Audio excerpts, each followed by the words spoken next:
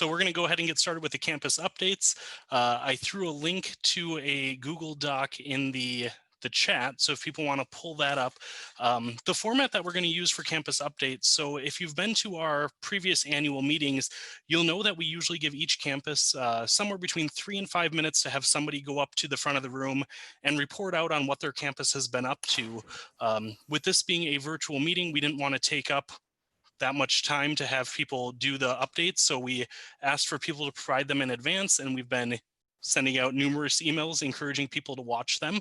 If you have not had a chance to watch them, the Google Doc that I put the link for in the chat really provides just a bullet pointed summary out of each campus. If any of you are the ones from your campuses that have more knowledge, if we captured something incorrectly, feel free to just edit it in the Google Doc. But we wanted to make sure that if people did not have time to watch the campus updates in advance, you at least have some reference for what campuses are up to. When you collectively watch all of them or read through that Google Doc, you think about all of the things that we've been up to on our various campuses over the last year, and it really is amazing. We talked about, as a planning committee, do we pull one thing out from each campus to highlight? And for some campuses, we didn't even know what that one thing would be compared to the many other things that they're working on. So instead, we just wanted to provide it out as kind of a bullet pointed list.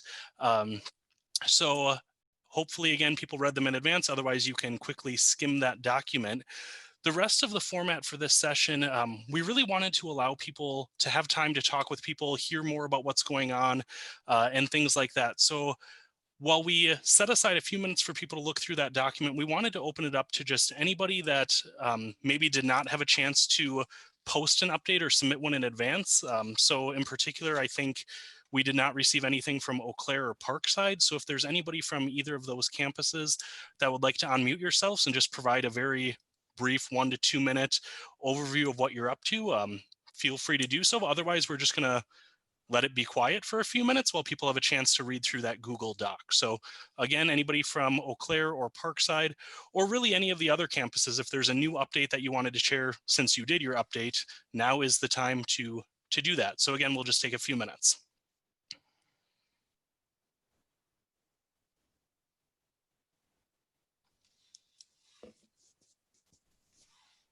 Hi, I can take at least a minute. I'm a faculty member at Parkside. I am the director in charge of our environmental studies program. We've been doing a lot of stuff, but we've had a lot of changes, and we recently put together a land management committee that is kind of working in the sustainability, but we've recently partnered with We Energies and are having a big solar array installed on campus. We're partnered with some river conservancy groups, and I think we've become a bee friendly or whatever. I'm a geologist, so I don't know the biology that much. But there's stuff going on. There's stuff kind of under work, some partnerships with some parks and other river groups. So I think we're doing a lot. I think that maybe we're just not communicating it well, and I'm hoping that kind of our new committee that we have formed will be able to kind of move this forward and probably work together as a group with this group to kind of actually talk about what we're doing. Great, thank you so much. It's wonderful to hear from you and to hear that you're making some progress in things. And that really speaks to the challenge that many of us have. We're all so busy on our campuses. And really speaks to the last session. How do we reach out to others, and how do we help share this information of what we're doing, help other campuses, or let them help us? So our breakouts that we're going to do here in a few minutes will hopefully allow some time for that conversation. So thank you very much, Rachel, for sharing that update. And if you want to, go ahead and add that in on the Google Doc under, I believe you said Parkside, because it'd be great to capture that going forward. And I'll just add to that, Rachel and Mark, that if you would like to share your contact information to Rachel or anybody else that maybe would like to get connected through some of the UW System sustainability communication channels, I'd be happy to add you to our listserv, send you the notifications about the monthly calls and other things like that. So just drop your email in the chat and I can follow up via email. I'm already logged into the listserv, so, and Rachel, I have your email, so I'll add you now, but anyone else, just drop your email and I'll add you right now. Great, thank you both for your help with that. Does anybody else want to share an update from your campus? Yeah, so my name's Norma, and I'm a student intern at the Office of Sustainability at UW-Madison. And recently, we've been really working on our communication side of the Office of Sustainability with creating a podcast, a sustainability podcast, and also for our Green Allies team, which is actually now called Social Sustainability Coalition. We're doing panels and the series is called Amplifying BIPOC Voices, just to kind of talk more about social sustainability, which often gets left behind. Great, thank you so much for sharing that. Anybody else?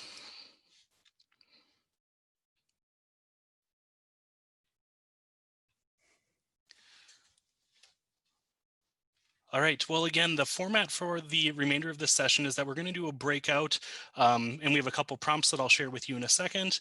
And then we're going to ask those groups to come back and just have somebody provide a very brief summary of what kind of your group talked about, where the conversation went.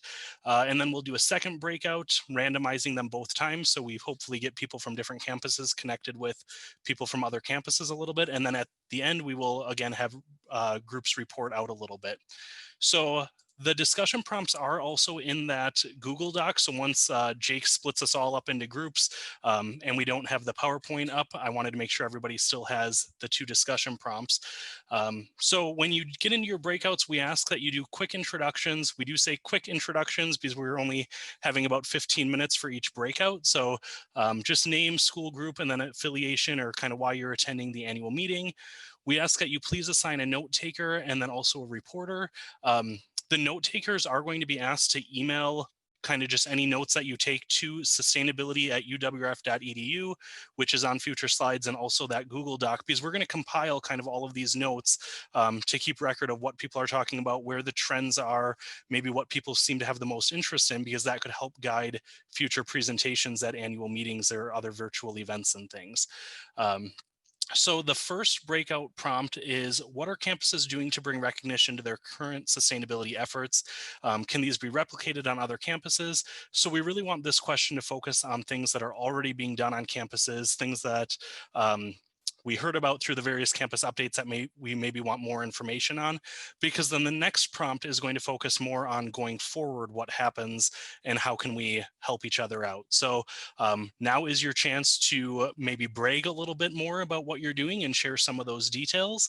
And we will hopefully have some good conversations. So Jake is going to split us all up into some breakouts, and then we will have about 15 minutes, and then you'll get a notification, I believe, saying the breakout's ending in 1 minute. So rather than pull up the slide that just says, please summarize your discussion points for the group, I'm just going to leave us in the Zoom meeting and not worry about sharing a slide. This is the part where it's going to get a little awkward and bouncing around because I don't know who the reporters are or what the different groups were. So if somebody from each group could just report out for, again, a minute, maybe 2 on some of the main themes that you discussed, I think that would just be helpful for everybody to know. So I will mute myself and just let somebody else jump in. Okay, I'll jump in first, Mark, since I quick draw on the mute button. I reported out for our group, and we had representatives from Whitewater, Milwaukee, Superior, Madison, River Falls, and Waste Cap. So just to kind of talk about the recognition piece. At Whitewater, we've been pursuing a lot of structured recognition programs, some of the stuff that's pretty familiar, and I talk about a lot of it in our update. Tree Campus, B Campus, Green Ribbon, ARBNet, Green Stars, the Landscaping Award, Stars, B Campus, Bike Friendly University, the list goes on, and it seems like the more rocks you uncover or more turnover, the more of these certification programs you find. So we use them as a structured program for our interns to pursue, and they tend to get more attention from marketing. And that attention from university marketing is basically what Superior really relies on. They don't have a staff. Dusty is basically doing everything in facilities, it sounds like, most of the time. So they really rely on their marketing department to provide that kind of oversight of or highlight their achievements, which has been a challenge for us at Whitewater, to say the least. But COVID is kind of chewing up a lot of the attention and sucking the air out of the room for most of us. So that's been a struggle for Superior. I think Milwaukee, their focus has been more on annual reporting and really pulling in great quantitative metrics to be able to tell that story in a more compelling way to administrators and making it kind of bite-sized. So I thought that approach is fantastic. I've done some annual reporting myself, although it never turns out to be bite-sized. That always ends up to be long-winded and overly wordy. So that messaging is really kind of important. Madison has seen a lot of growth, and the intern program has always been kind of the center of their communication. And that's something that I also share a perspective with, and I think several of us do. But then also having more staff working on specialized projects has helped make that experience more immersive for students. So it's kind of, really been a great evolving practice for Madison to, keep deepening the experience for their interns. Then River Falls has no money, as usual. Mark has no budget, and I don't know how he's doing what he's doing. But focusing again on some of those certifications really helps, and being really dependent on student projects is a way to move forward. And then Daniel wants you to know that he's the new waste cap executive director since Madison sold Travis. So wherever Daniel is out there, hi Daniel, welcome. And that's all we got from our group. Thanks, I'll jump in. Go ahead, Kathy. Okay. We didn't assign a recorder or a reporter. I'll start and maybe somebody would want to follow, but just two brief ideas. One was several of us noted that the skills we have learned because we've been forced to go online, like this Zoom meeting, are going to be really useful to have in the future going forward. As I quipped, I used to call myself the PowerPoint queen. I think I'm now ready to call myself the Zoom queen. I've learned how to use a new piece of software because of COVID that I think is going to be useful afterwards. That was one idea. We also talked quite a bit about TikTok. Half of us in the group, I don't think had ever used it, seen it, or knew what it was good for. And the other half was pretty proficient at it.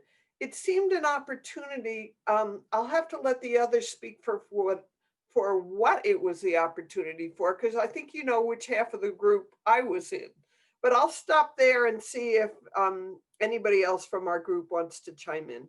And then I have to admit, I have to go do my day job. So I'm going to log off after this, but it's been really nice the time I'm able to spend with you. So anybody else from our group? Yeah, I can go. So our comms team and the student intern program, we just started making a TikTok account. It's only got one video, so we don't have a lot. But we're hoping that we can reach the students' body in UW-Madison by kind of making little short videos on the struggles of being environmentalists, like silly little happy things that will make people start thinking about, well, what are they doing to be more sustainable? And also make it not so like doom and gloom with like some happy videos about sustainability.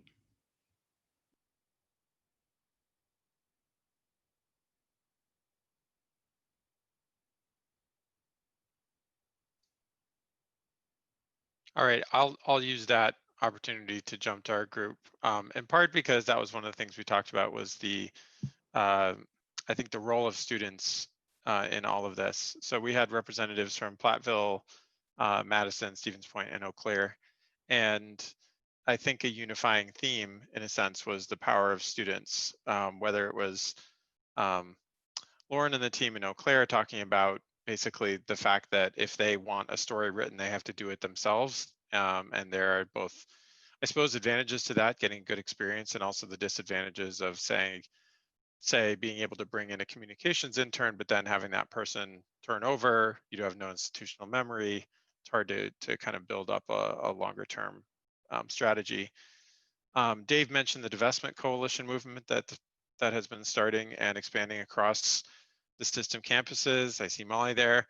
And I think that's been a really interesting example of kind of grassroots communication styles, and it has clearly started to pique the interest of faculty members in different universities, and so we're going to see what happens with them. Madison, we're kind of, you've already heard from us, so I don't think I need to add too much more, except that yes, we now have a TikTok channel, and yes, going over TikTok videos at the end of each week is the highlight of our intern all hands meeting. I highly recommend it. We're doing a lot of other things on the communications front, but I really am proud of what the interns are doing in terms of leading that, whether it's the podcast, the BIPOC Voices panel, a lot of material for our Instagram channel, and now the TikTok. Zach at Platteville had a lot to say also about how we might create a cumulative approach of getting policies made or expanded across system by sharing best practices. Zach, feel free to jump in and explain that a little more if you want, but that's probably a good overview for us. Yeah, my basic idea is to get students involved in voicing their opinions via petitions, and then having each school's respective student senate pass a resolution on that. And we could then, through UW system reps, they pass resolutions that go to the Board of Regents. So we could use examples like, I know a lot of campuses are currently working on getting solar power on their campuses. There might be other campuses that want to do that, and they get petitions signed and they pass resolutions on those individual campuses. And then we could pass a resolution to the Board of Regents that says, these campuses have already done this. These campuses want to do this. Why don't we just try and get funding to all of the campuses in the UW system to get that done?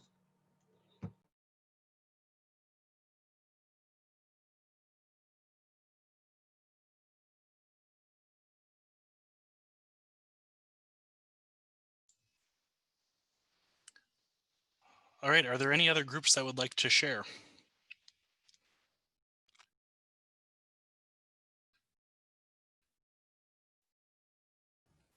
We didn't pick a recorder, so I guess I'll just jump in.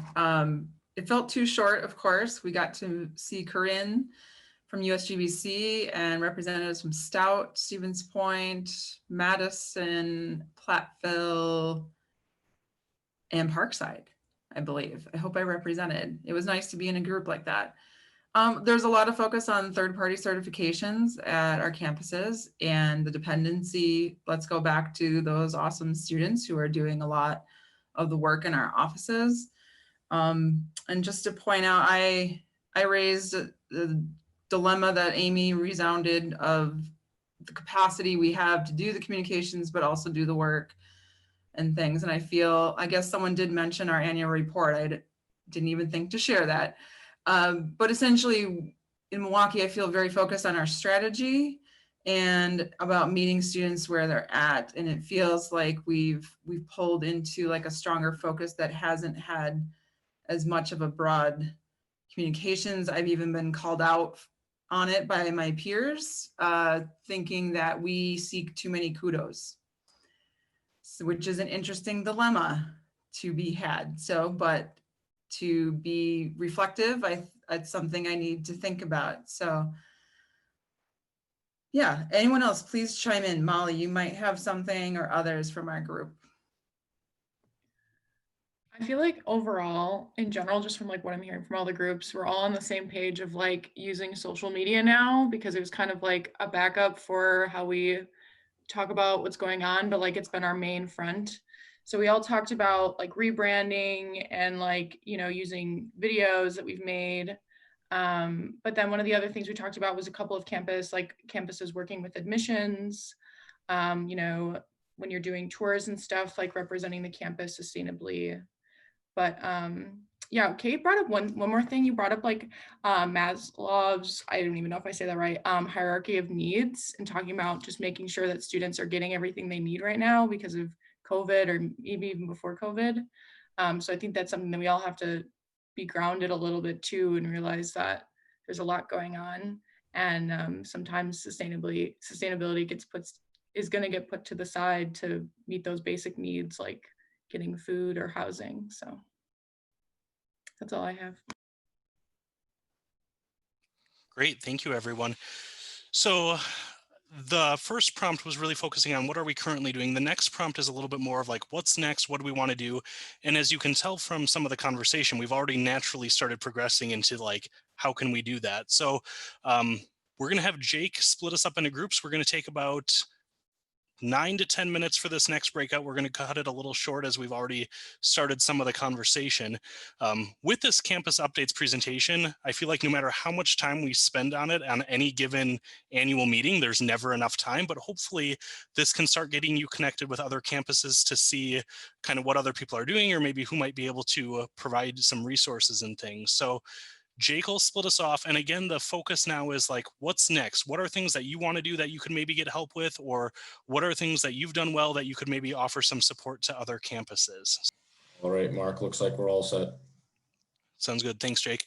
So at this point, we just want to allow another time for groups to report out. I don't think we have time to hear from every group. We have about 5 minutes.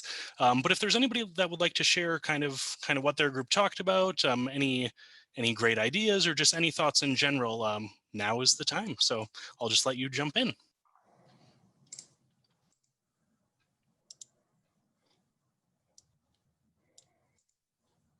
I took notes for our group again, so I'll talk. So we talked mainly about two things for potential collaboration, social media being kind of the main one. Maybe because we're all old and don't understand it. Like, I don't even have an Instagram account, so like, you know, and then I'm told by my students that nobody uses Facebook. So, you know, not only that, but just like having kind of shared messaging, a shared repository of different kind of information and photos that all of us could potentially draw on for, you know, stuff that is applicable to the system. But, you know, I think Nathan summed it up really well. What messages do we want to put out as a system, and how do we want to amplify each other's messages? You know, like, how can we be strategic about that? So that kind of led into the potential of maybe looking at relaunching the communications working group, which we started with in 2018, but kind of disbanded as we all took our component parts. But as people leave the UV system, we kind of need to keep that green ribbon and other types of those, you know, structured certification programs that I mentioned before.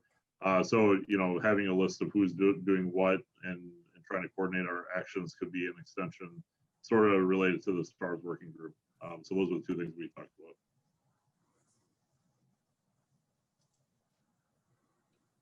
Great, thank you. Anybody else? I kept, I guess, notes for our group. And we were really talking about different methods of communication, whether that be among students or among staff.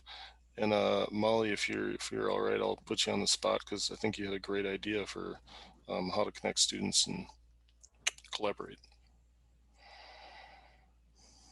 Okay. I know like we've just been using Slack a lot, and I hadn't used it until probably about COVID. But using it as a way to, like, if anyone's working on like a B certification, you can have like a Slack channel. If people haven't used it, you can have different group messages for different you know, topics. So we have our main channel, and everyone would be like, hey, I'm working on this. Has anyone else done this before? And then having specific channels for whatever it is that we're working on. So if someone's, you know, working on a sheet, we can all have an easier group chat. I just feel like the emailing is kind of monotonous and just like really exhausting. And I think we all hate checking our emails. So it's a lot easier to just be like, boom, I need to go look at this. And there's a group chat. And you can share documents. It's pretty professional. It's for like the workforce. So, but I feel like it would be an easier way for us to all connect. You could have a channel for like getting to know each other and things like that. So I feel like it would be a good opportunity for, you know, students and faculty.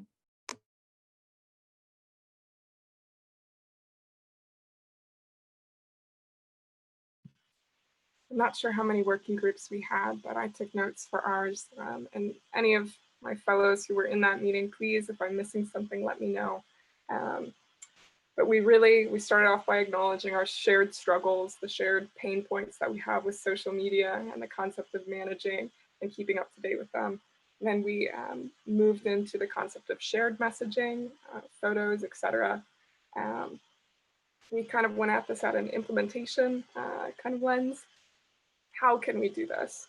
This being amplifying voices, amplifying the good work that has been done and continues to be done, because we know that we're all doing great things. A couple of the ideas that were thrown about, Ashley brought to the table the possibility of, revitalizing the working group, as Wes has mentioned, increasing meeting frequency, so possibly having meetings like this in the spring and the fall, so that we're just remaining connected with one another, because that's a huge component. Focusing on that intersectionality and sustainability, and sharing was something that Casey brought to the forefront.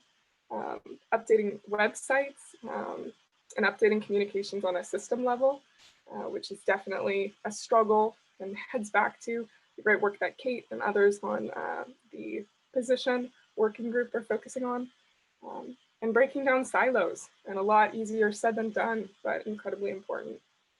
And in addition, Alex brought to the table the possibility of harnessing the innovation that we'll see following the shift to virtual formats. So just taking a hard look at what we've got and seeing how we can make it even better. Did I miss anything, folks? I don't think so. I think just an afterthought, because we kind of ran down the clock in our discussion, was being able to share that out, especially with the opportunity of us being virtual. I think we'll be able to share out more messaging. Like, we talked a lot about the Madison's podcast and use that as an example. So, I'm not able to create a podcast on our campus just due to the bandwidth and time needed to do that, but I would love to share that or bring that to our campus. And we talked about, if we're able to support each other and really get the word out throughout the state, hopefully that would increase our reputation of being known for sustainability throughout UW system. All right, thank you everyone. In an effort to stay on time, we're going to transition here. So for any of the note takers, just a reminder, if you could email your notes to sustainability@uwrf.edu. We'll put that in the chat. Again, we're just going to try to compile all these notes and hopefully use them as a guide going forward. And then we're also going to put the link back up there for the website. If you have not watched the campus updates yet, please do so. I know there are others on my campus, like for instance, the ground supervisor, that I want to see a few clips from some campuses. So feel free to share those. Those will remain active on the website. So we know that the campus updates conversation and kind of all the work that we're doing and would like to do could really just go on and on and on, and hopefully it will through various formats over the next day and a half and beyond that. But for now, we are going to end this session. So Jake's going to stop the recording.